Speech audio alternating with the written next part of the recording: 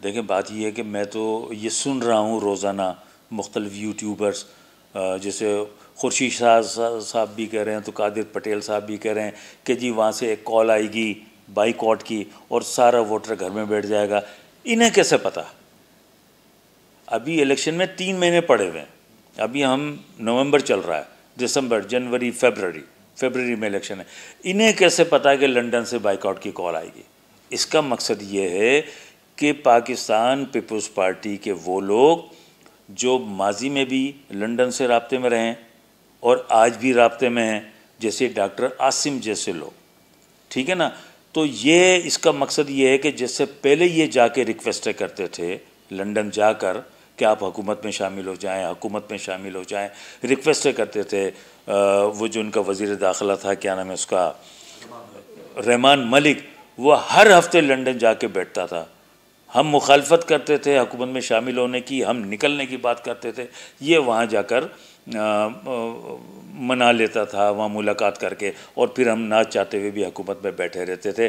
तो इनका ये पहले से शोर शराबा करना इस बात की दलील है कि ये लोग वहाँ राब्ते कर रहे हैं, राब्ते करके वहाँ मोटिवेट कर रहे हैं, उनको उनसे यकीन दहानियाँ लेना चाह रहे हैं ताकि वो बाईकॉट का ऐलान करें। अगर वो बाईकॉट का ऐलान करेंगे तो फ़ायदा किसको होगा? पाकिस्तान पीपल्स पार्टी को होगा। उसकी बेनिफिशरी पाकिस्तान पीपल्स पार्टी है ना। अब पाकिस्तान पीपल्स पार्टी वहाँ जाकर क्या बात कर रही है, उनसे क्या रिक्वेस्ट कर रही है, किस तरह उनको उनसे यकीन दहानियाँ लेना चाह रही है, किस तरह उनको तैयार कर रही है, ये पाकिस्तान पीपल्स पार्टी को होगा। लेकिन मैं जो ये बात कह रहा हूँ कि इन्हें पहले से कैसे पता कि वहाँ से बाईकाट की अपील आ जाएगी? चोर की दाढ़ी में तिनका है। देखें, हमारी पूरी तैयारी है। हर इलाके में आप देखें, अवामी राब्ता मुहिम के नतीजे में अभी कोई इलेक्शन का मौसम नहीं है, कोई पार्टियां जलसे जुलूस कोई ऐसी चीज़ें नहीं कर रही, लेकिन MQM ने ये सिलसिला शुरू किया हुआ है पिछले महीने से। हमने पहला जलसा किया मलीर में, कॉर्नर मीटिंग थी, वो भी एक बड़ा कामयाब प्रोग्राम हुआ, आपने कवर भी किया होगा। फिर औरंगी टाउन का जर्मन स्कूल में कभी किसी ने जलसा नहीं किया, औरंगी टाउन में ग्राउंड में MQM ने किया और बड़ा कामयाब जलसा रहा। फिर हमने लियाकताबाद के ग्राउंड में किया, रोड पे कॉर्नर मीटिंग नहीं की, ग्राउंड में किया, वो भी कामयाब रहा। तो फिर इलाकों में जो हमारे दफातर खुल रहे हैं, किसी पार्टी ने अभी ये काम शुरू नहीं किया। तो ऐसे हालात में ये सारी चीज़ें करनी बड़ी दिलगुर्दे की बात है कि जब मुल्क में कोई हालात नहीं है, कोई सिनेरियो नहीं, जब इलेक्शन आएंगे तो फिर तो एक माहौल बन जाता है ना, गहमा गहमी हो जाती है, मुकाबलेबाजी शुरू हो जाती है। अभी ना कोई गहमा गहमी है, ना कोई मुकाबलेबाजी है। MQM के रोज़ाना बड़े बड़े प्रोग्राम हो रहे हैं, तो पब्लिक का रिस्पांस बहुत अच्छा है। लोग चाहते हैं कि MQM आए, MQM जीते। जिस तरह माजी में MQM आवाम की खिदमत करती रही है, आवाम के साथ खड़ी रही है, लोग चाहते हैं कि MQM आवाम के साथ खड़ी रहे। उनका ऐवानों में भी जाके मुकदमा लड़े, रोडों पर भी मुकदमा लड़े, और इसी तरह अदालतों में भी मुकदमा लड़े। जिस तरीके से हमने बहुत सारे केसेस अदालतों से जीते। फिर ये मरदमशुमारी हुई, उसमें 1 करोड़ 32 लाख 33 लाख के ऊपर ही क्लोज़ कर दिया था।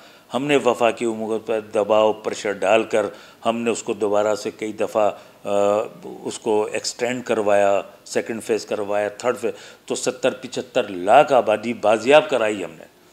अभी हमारे बहुत सारे मामलात हैं, इंशाल्लाह ताला इलेक्शन के बाद उनके ऊपर फिर हम जो कॉन्स्टिट्यूशनल हम प्रोटेक्शन चाह रहे हैं उसकी वजह यही है। और एक चीज़ हम और चाहते हैं कि यानी मरदमशुमारी 5 साल के बाद होनी चाहिए। अब जो मरदमशुमारी है, इसलिए कि कराची की आबादी 3 करोड़ के करीब है, इसे 2 करोड़ गिना गया है, तो ये 1 करोड़ का जो शॉर्टफॉल है, 5 साल के बाद दोबारा मरदमशुमारी हो ताकि ये भी रिकवर हो। देखें, बात ये है कि ये बात आपकी बिल्कुल दुरुस्त है। ये इल्ज़ामात हमेशा हमारे ऊपर हमारी जो मुखालिफ सियासी पार्टियां, मजहबी पार्टियां रही हैं वो लगाती हुई रही हैं, और अभी भी ये इल्ज़ामात हमारे ऊपर लगाए जा रहे हैं। देखें, एक हुकूमत करने में और किसी के साथ हुकूमत में शामिल होने में ज़मीन आसमान का फ़र्क है।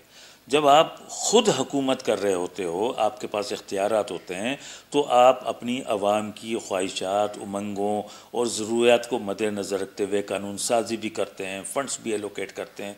लेकिन जब आप किसी के साथ हुकूमत में शामिल होते हैं, उनको सपोर्ट करते हैं, तो आप उनके रहम करम पर होते हैं उस मेन हुकूमत के, जिनका प्राइम मिनिस्टर होता है या वज़ीर आला होता है, वो अपनी पॉलिसी के मुताबिक चलते हैं और फिर आप रिक्वेस्ट करते रहते हैं। और ये हमारे साथ एक मरतबा नहीं हुआ, 3 दफ़ा पाकिस्तान पीपल्स पार्टी ने ये हमारे साथ किया।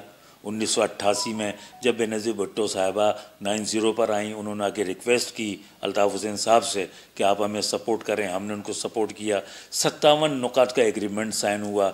फिर जब इन्होंने 2 साल तक MQM के उन नुकात पर अमल नहीं किया तो फिर 90 में हमने पाकिस्तान मुस्लिम लीग के साथ चले गए, नून लीग के साथ चले गए, उनका साथ दिया, उन्होंने भी हमारे साथ यही किया।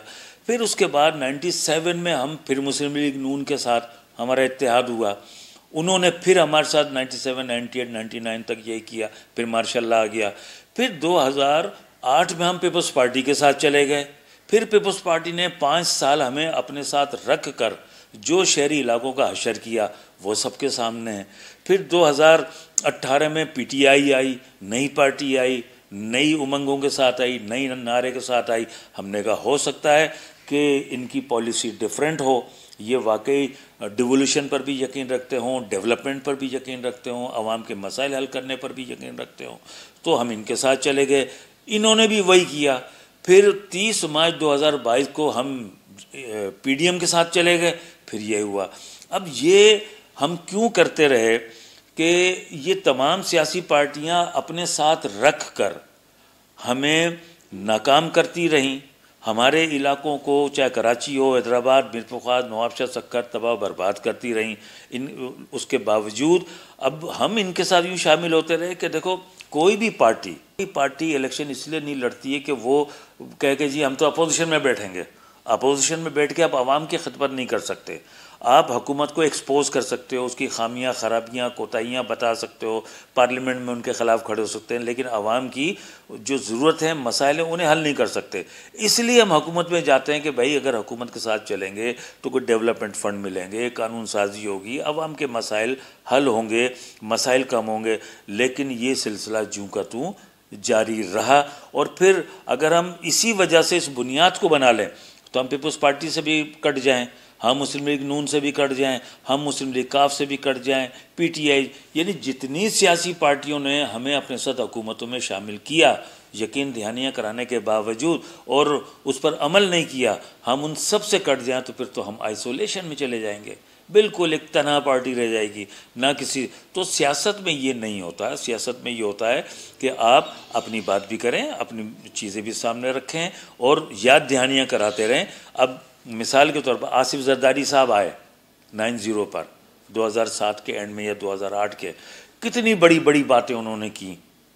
वो हमारे शोहदाओं के कब्रिस्तान पे गए कि जी मैं MQM के शोहदाओं से माफ़ी मांगता हूँ कि MQM पीपल्स पार्टी के दौर इक़्तिदार में जितने MQM के कारकुनों का मर्डर हुआ मैं उनसे माफ़ी मांगता हूँ। अपनी बेटी को, अल्ताफ़ हुसैन साहब की बेटी को, उनके कि जी ये भाई भाई होंगे वगैरह वगैरह, जितनी भी अफ़वाम व तफ़हीम की बातें की, टोपियों का तबादला भी हुआ, सब कुछ हुआ, लेकिन इन द एंड क्या हुआ?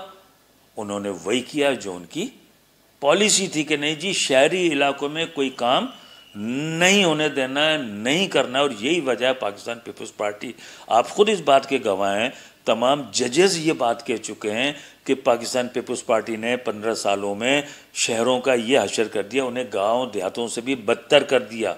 गांव देहात में तो काम नहीं किए, जो शहर डेवलप भी थे उन्हें भी तबाह बर्बाद कर दिया। जब कभी पाकिस्तान पीपल्स पार्टी इक़्तिदार में आती है ना तो शहरी इलाकों के लोग, हमारे वोटर्स इनसिक्योर हो जाते हैं कि अब पीपल्स पार्टी आ गई है, हमारी तालीमी निज़ाम तबाह बर्बाद हो जाएगा, हमारा डेवलपमेंट तबाह बर्बाद हो जाएगा, हेल्थ फैसिलिटीज़ छिन जाएंगी, लोगों को रोज़गार नहीं मिलेगा, पानी की जो कमी है, जो हमने 2007 तक हमने K3 का जो मंसूबा मुकम्मिल किया था, 2007 तक जब मैं ख़ुद बल्दियात का मिनिस्टर था, हमने K4 का मंसूबा बना के भेज दिया था। 5 साल तक पीपल्स पार्टी के साथ हम रहे, ये डिले करते रहे, जैसे अभी भी डिले हो रहा है K4 का मंसूबा, जो 25-28 अरब का मंसूबा था वो 120 अरब रुपए का हो गया। तो ये जो सारे सिलसिले रहे सियासी पार्टियों को, हमें बड़ा गिला है, हमें बड़ी तशवीश है, हमारी आवाम भी बहुत नाराज़ है। लेकिन ये सियासी जमहूरी जो रिवायतें हैं, सिलसिले हैं, उसी की ये कड़ी है कि आप न चाहते हुए भी दिल पर पत्थर रखकर किसी न किसी के साथ आप बैठ। देखें, मैं आपको बताऊं कि हमने कभी भी ये इल्ज़ाम नहीं लगाया और ना हम कभी भी अपने सिंधी भाइयों के ख़िलाफ़ हैं। हम ख़िलाफ़ हैं पाकिस्तान पीपल्स पार्टी की जो मुतासिबाना पॉलिसियाँ हैं, उसके हम ख़िलाफ़ हैं। इसको पाकिस्तान पीपल्स पार्टी कन्वर्ट करती है महाजिज़ वर्सेस सिंधीज़ के अंदर।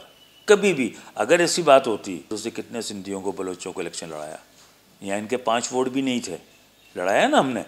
पाकिस्तान पीपल्स पार्टी अगर सिंधी महाजिर यकजहती चाहती है, किसी एक महाजिर को जो इनका जियाला हो, लड़ा दे लड़काना से, लड़ा दे दादू से, या लड़ा दे मलीर से, या लड़ा दे लियारी से, अपने किसी गढ़ से लड़ा के ये परसेप्शन शो करे ना पाकिस्तान पीपल्स पार्टी कि जी हम सिंधी महाजिर इत्याग चाहते हैं उनकी तरफ, ये तो इसको कैश कराना चाहते हैं। हमने इनकी पॉलिसियों के ख़िलाफ़ हम कहते हैं भाई 60-40 का मुलाजमतों में कोटा है, आप 40% पर अमल करें। उस 40% में भी अगर ये कराची में लाके जाली डोमिसाइल, जाली पीआरसी बना के जब ये यहाँ भर्ती करेंगे, यहाँ के पढ़े लिखे नौजवानों को नौकरियाँ नहीं मिलेंगी, वो पढ़े लिखे नौजवान फूड पांडा इधर उधर नौकरियाँ करेंगे, तो हमारे वोटर का तो हम पर दबाव है ना कि यार हमारा 40% रेशो कहाँ जा रहा है। ये तो हुकूमतों की वो हो गई ना, इनकी गलती कोताही कह लें, करप्शन कह लें। ये हुकूमत कैसे बनने भाई, डीसी किसके लगे हुए हैं सारे। देखें, commissioner Karachi, deputy commissioner, assistant commissioner सारे पीपल्स पार्टी ने लगाए हुए हैं। आईजी से लेकर नीचे एक सिपाही तक सारे पीपल्स पार्टी के लगे हुए हैं। मेन जितने भी डिपार्टमेंट हैं उसमें सारे पाकिस्तान पीपल्स पार्टी के लगाए हुए हैं। अब अगर नादरा यहाँ पे गलत शनाख्ती कार्ड बना रहा है, गलत पासपोर्ट बना रहा है, तो पाकिस्तान पीपल्स पार्टी की ये जिम्मेदारी है ना। एक बात मैं और आपको बताऊँ, जब हम 2008 से 2013 तक पीपल्स पार्टी की हुकूमत में थे, हमने पाकिस्तान पीपल्स पार्टी से कहा कि दर्रे में बनने वाला असला कराची आता है ना, कैसे आ जाता है। आप बनाएं सिंध के बॉर्डर पर चेक पोस्ट हैं, एक एक गाड़ी को चेक करें, अफ़गानी हो या पश्तून हो या गिलगिती बल्तिस्तानी हो, ये सारे पूरा पाकिस्तान छोड़ के सिंध के अंदर आकर के क्यों आबाद हो रहे हैं। सिंध के लोगों की तो बात छोड़ दें आप, हमने कहा आप बनाएं चेक पोस्ट हैं, स्टेशनों के ऊपर बनाएं, उसके ऊपर बनाएं कि भाई आप कौन हैं, कहाँ से आ रहे हैं। सीधा वहाँ से ट्रक चलता है अफ़गानिस्तान से, यहाँ पहुँचते हैं, पेशावर है, वहाँ से सारे ये लाखों अफ़गानी, लाखों पठान, लाखों जो नॉन इमिग्रेंट हैं, चाहे ये बर्मी हों, जो लोग भी हैं, वो कैसे आ रहे हैं, कौन आने दे रहा है। अवाम तो नहीं ला रही ना। ये पीपल्स पार्टी की हुकूमत हो या वफाकी हुकूमत हो, ये उनकी मैं तो ये समझता हूँ ये उनकी पॉलिसी है कि इल्लीगल इमिग्रेंट इतनी बड़ी तादाद में कराची में हों, ताकि फिर जब कराची को अपनी मर्ज़ी से कंट्रोल करना हो तो कराची को कंट्रोल करो। कराची कैपिटल है सिंध का, कराची डिस्टर्ब होगा तो डिस्टर्ब नहीं होगा। सिंध का जो मेन रेवेन्यू है, हम जब बात करते हैं कि 70% वफाक को देते हैं, तो यार 95% हम सिंध को भी तो दे रहे हैं ना, तो सिंध डिस्टर्ब नहीं होगा, सिंध की माली मुश्किलात नहीं बढ़ेंगी।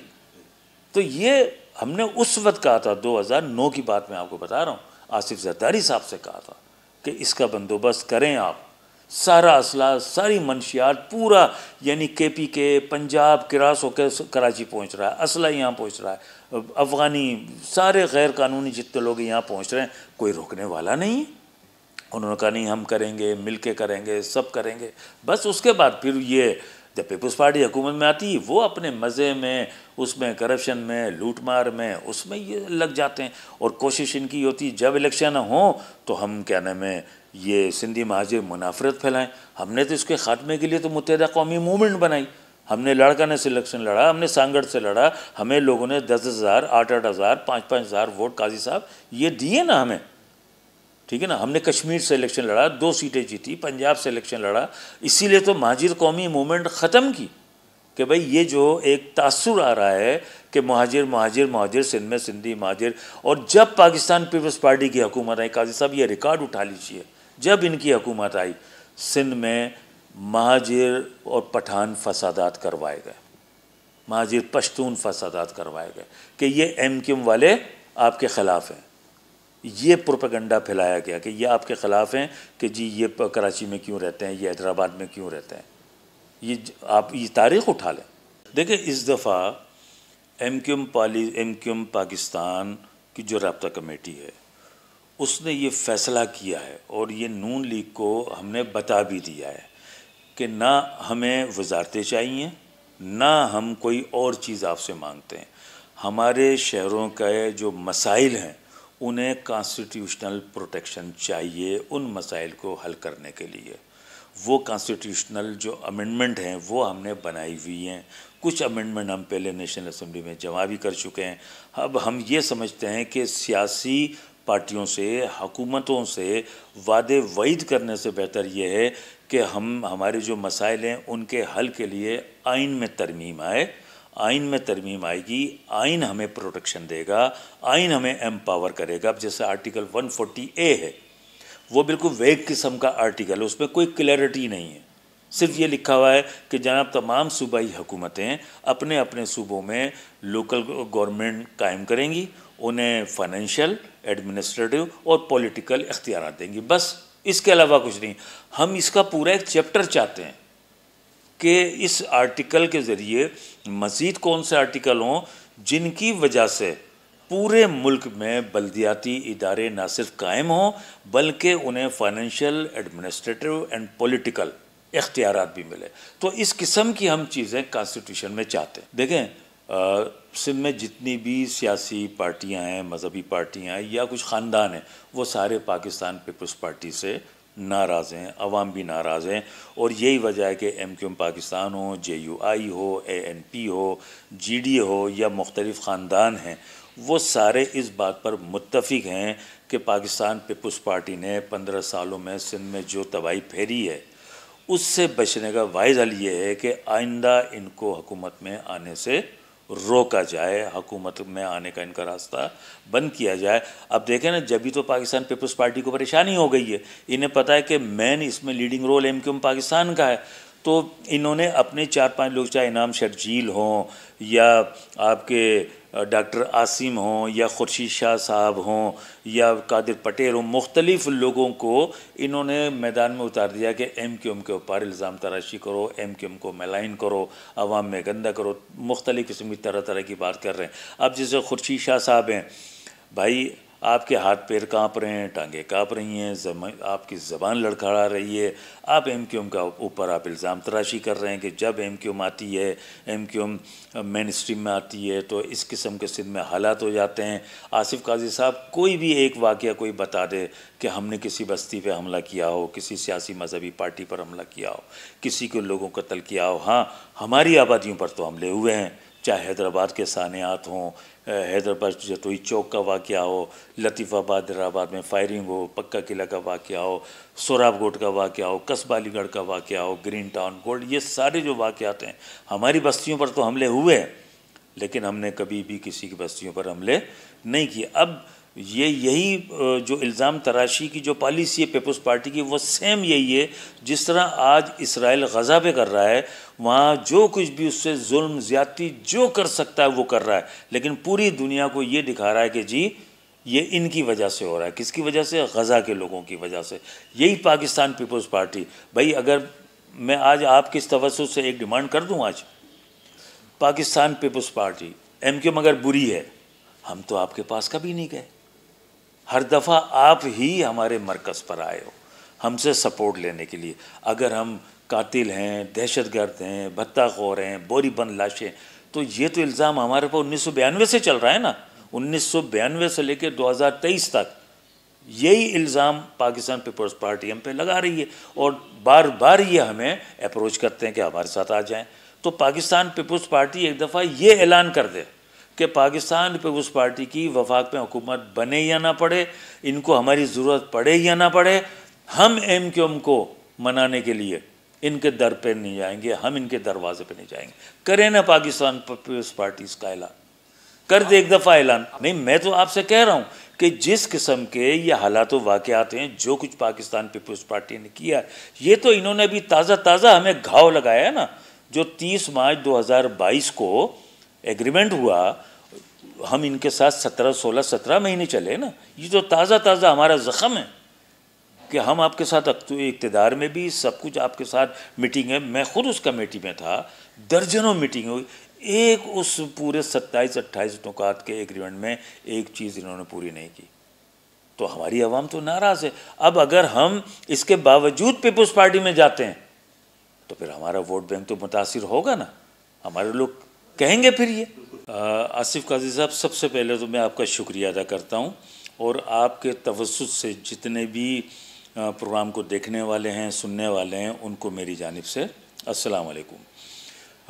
मैं ये कहूँगा कि पाकिस्तान मुस्लिम लीग हो या जमीयत उलमा पाकिस्तान या GDA, देखें अभी आपको याद होगा 30 मार्च 2022 को जो PDM की हुकूमत थी वफाक में, उनके साथ हमारा एक एग्रीमेंट हुआ था, तकरीबन 27-28 नुकात का एग्रीमेंट था। उस हुकूमत में MQM भी शामिल हुई, पाकिस्तान पीपल्स पार्टी भी थी, JUI भी थी और मुस्लिम लीग नून और इसी तरह बाप पार्टी के लोग भी उसमें शामिल थे। तो वो जो एग्रीमेंट था, मुआहदा था, वो हुकूमत थी, अगस्त तक वो हुकूमत चली। तो इस तरीके से हमारा और पाकिस्तान मुस्लिम लीग का ये साथ रहा है। तो ये जो अभी मुलाकातें हैं हमारी, ये प्रिंट मीडिया, इलेक्ट्रॉनिक्स मीडिया या सोशल मीडिया ने ये हाइप क्रिएट कर दी कि शायद कोई नया होने वाला है, लेकिन इसमें कोई ऐसी नई चीज़ इसमें है नहीं। ये उसी हुकूमत की, उसी वो जो हमारा जो इत्तेहाद था, हुकूमत शामिल थे, ये उसी सिलसिले की एक कड़ी है कि भाई अभी हम अगस्त तक साथ चले हैं, तो आइंदा इलेक्शन और इलेक्शन के बाद जो भी सूरत हाल होती है उसमें MQM पाकिस्तान और मुस्लिम लीग नून साथ क्यों नहीं चल सकते। तो उसके लिए जब, क्योंकि नवाज शरीफ साहब यहाँ थे नहीं, नवाज शरीफ साहब जो हैं वो मुल्क से बाहर थे। अब नवाज शरीफ साहब जब आ गए तो उन्होंने इस ख्वाहिश का इज़हार किया, तो फिर हम और वो मिले, उनसे मुलाकात हुई, बहुत सारी चीज़ें डिस्कस हुई और अब आइंदा भी वो सारी चीज़ें डिस्कस होंगी। लेकिन हमने उनसे ये कहा है कि, और फिर हम भी ख्वाहिशमंद नहीं हैं वजारतों के, हम ये चाहते हैं कि हमारी ज़रूरत है आइनी तरमीम करने की, जैसे डिवोल्यूशन ऑफ पावर है लोकल गवर्नमेंट का, आर्टिकल 140A है, इसी तरह और बहुत सारी आइनी तरमीमात हैं। हम चाहते हैं वो आइनी तरमीमात हों। इसी तरह जैसे नेशनल फाइनेंस कमीशन है वो बन गया, सूबे में प्रोविंशियल फाइनेंस कमीशन बनना चाहिए।